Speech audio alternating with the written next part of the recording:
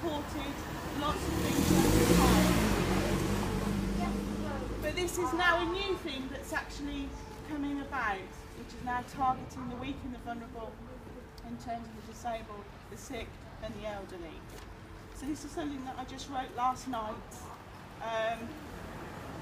to kind of bring some focus really for me and for everybody else here. It's great to see everybody here today standing up against Atos or sitting down against Atos, as in my case.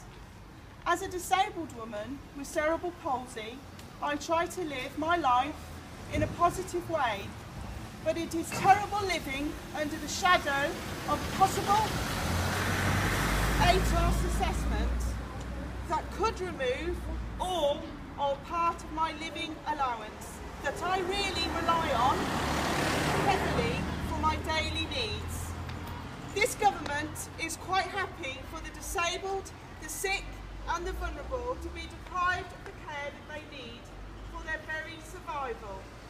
It has employed Atos to use the most underhanded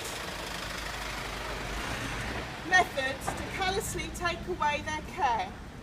It is not bad enough in this society to have to cope with an illness or a disability without having to constantly worry that our benefits that we rely on for our very survival will be taken away. Disability and sickness can happen to any of us at any time.